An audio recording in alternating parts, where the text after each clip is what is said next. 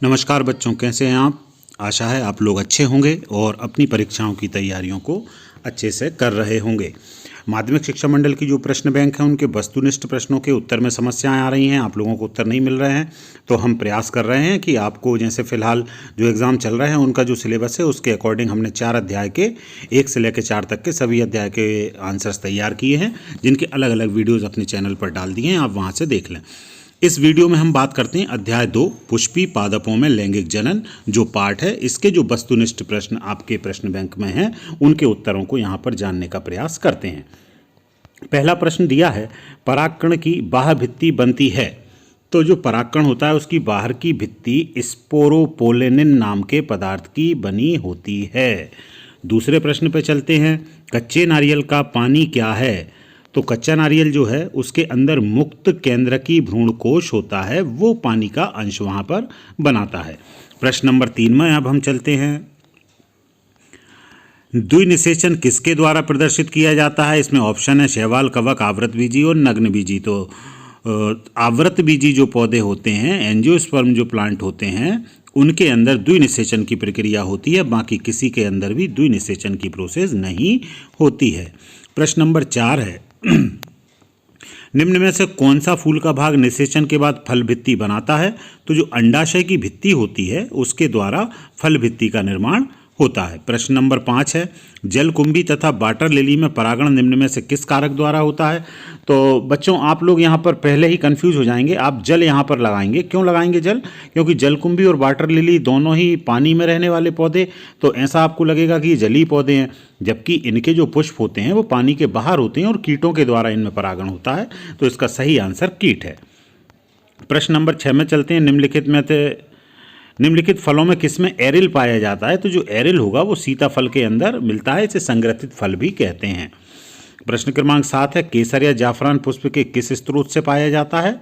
तो केसर की जो प्राप्ति होती है वर्तिकाग्र के द्वारा की जाती है। वर्तिकाग्र आप जानते होंगे, स्टिग्मा स्टाइल ओवरी जो 3 हिस्से आप पढ़ते हैं गायनोशियम के, तो उसका जो वर्तिकाग्र वाला स्टिग्मा वाला हिस्सा है उसके द्वारा केसर प्राप्त किया जाता है पुष्प के द्वारा। अगले प्रश्न में चलते हैं। प्रश्न क्रमांक 8 है, द्विगुणित है। तो द्विगुणित युग्मनज या जाइगोट जिसे कहते हैं वो होता है, बाकी सभी चीज़ें द्विगुणित नहीं होती। प्रश्न नंबर 9, जायांग का वह भाग जो परागकण ग्रहण करता है। तो परागकण जो परागण की प्रक्रिया हो रही होती है तो सर्वप्रथम जो गायनोशियम का वर्तिकाग्र है उसके ऊपर पहुँचते हैं, तो इसका उत्तर होगा वर्तिकाग्र। प्रश्न क्रमांक 10 में चलते हैं, एल्ब्यूमिनस बीज का उदाहरण है। तो ये एल्ब्यूमिनस बीज मटर का होता है। प्रश्न क्रमांक 11, नारियल किस प्रकार का फल है। तो अस्थिल फल यहाँ पर इसका उत्तर हो जाएगा। प्रश्न क्रमांक 12 है, उस घटना को क्या कहते हैं जिसमें अंडाशय बिना निषेचन के फल में विकसित हो जाता है। तो अनिषेक फलन यहाँ पर लिखा हुआ है, यही इसका सही उत्तर है। पार्थिनोकार्पी के नाम से भी आप इस घटना को जानते हैं। अगले प्रश्न में चलते हैं। प्रश्न क्रमांक 13 है, किसी परागकोश की लघु बीजाणु की सबसे बाह्य व सबसे भीतरी परतें क्रमशः होती हैं। अब यहाँ पर थोड़ा सा प्रश्न को समझना होगा, ये कन्फ्यूज यहाँ पर क्रिएट करेगा, आपको कन्फ्यूजन देगा कि सबसे बाह्य एवं सबसे भीतरी परतें, मतलब सबसे बाहर वाली परत कौन सी है और सबसे भीतरी वाली परत कौन सी है। तो जो परागकण होता है उसमें सबसे बाहर एपिडर्मिस होती है, उसके बाद एंडोथीसियम होती है, उसके बाद फिर आपका टेपेटम होता है। तो सबसे बाहर हो जाती है एपिडर्मिस और सबसे अंदर हो जाती है टेपेटम। तो हम चौथे वाले आंसर को सही यहाँ पर मानेंगे, एपिडर्मिस एवं टेपेटम। प्रश्न क्रमांक 14, आवृतबीजी में द्विनिषेचन की खोज की थी। तो ये नावाश्चिन नाम के जो वैज्ञानिक थे उनके द्वारा की गई है। फिर प्रश्न नंबर 15 में चलते हैं, गुरु जनन से बने 4 गुरु बीजाणु में क्रियाशील गुरु बीजाणु की संख्या होती है। जब मेगास्पोरोजेनेसिस की प्रक्रिया कंप्लीट होती है तो 4 उसमें से बन जाते हैं, 4 में से जो 3 हैं वो डेड हो जाते हैं, तो एक ही गुरु बीजाणु क्रियाशील होता है। फिर अगले प्रश्न में चलते हैं, भ्रूणपोष में। अब बेटा थोड़ा सा इस चीज़ का आप ध्यान रखेंगे कि भ्रूणपोष और भ्रूणकोश दोनों अलग अलग चीज़ें हैं। चाहे तो आप इंग्लिश वाले एम्ब्रियोसेक और एंडोस्पर्म इस नाम से आप उन्हें याद रख लेंगे तो ज़्यादा सहूलियत होगी। निषेचन के बाद नष्ट होने वाली कोशिकाएं हैं, तो जो सहायक कोशिकाएं होती हैं जिन्हें सिनर्जिड्स कहते हैं, और प्रतिध्रुव कोशिकाएं एंटीपोडल सेल्स ये नष्ट हो जाती हैं निषेचन के बाद। प्रश्न नंबर 17 में चलते हैं। बीजाणुभिद की मुख्य अवस्थाएं किसमें होती हैं? बीजाणुभिद मतलब स्पोरोफाइट, जो आपने पढ़ा होगा, तो स्पोरोफाइट शैवालों के अंदर मिलेगा। प्रश्न क्रमांक 18 है, निम्नलिखित में से किस पौधे में जल परागण पाया जाता है? तो जो पौधा जल में रहेगा उसके अंदर होगा, स्वाभाविक सी बात है। तो वेलिसनेरिया नाम का पौधा है, अच्छा नाम है उसका वेलिसनेरिया। तो इस वेलिसनेरिया के अंदर जल परागण पाया जाता है। और आप यदि वेलिसनेरिया को डिटेक्ट ना कर पाएँ तो एक दूसरा तरीका भी होता है कि यदि आप सही को नहीं पकड़ पा रहे हैं तो गलत को निकाल दीजिए, तो सही आपको मिल जाएगा। जैसे गुड़हल स्थलीय पौधा है, गुलाब स्थलीय है, अंजीर स्थलीय है, तो एक ही नाम बच रहा है वेलिसनेरिया जो पानी में होगा। तो उसका आंसर ऐसे मिल जाएगा आपको।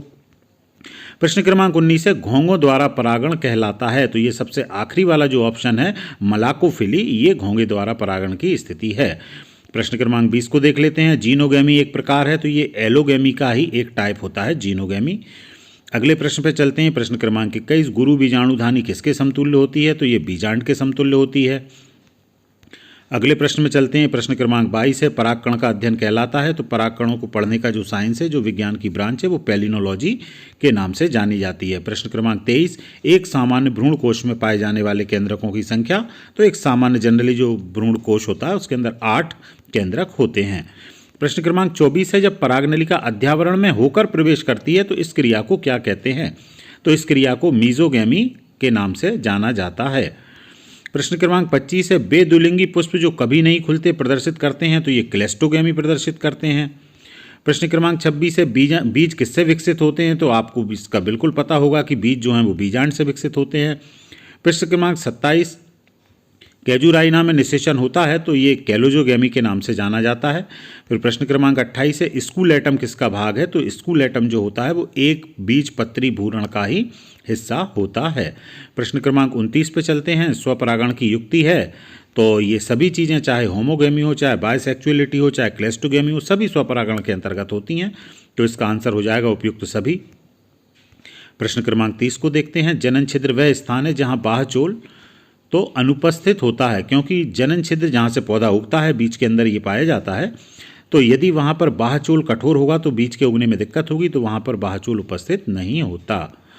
तो ये अध्याय 2 के प्रश्न थे, आपने देख लिए होंगे, इनको नोट कर लें, आप लगा लें और इनको तैयार कर लें। और बाकी अध्याय 3, अध्याय 4, अध्याय 1 के लिए भी वीडियो चैनल पर उपलब्ध है, उसको वहाँ से देख लें। और इस वीडियो को अपने सभी मित्रों के साथ जरूर शेयर करें ताकि वो सब तैयारी को कर सकें। बहुत बहुत धन्यवाद।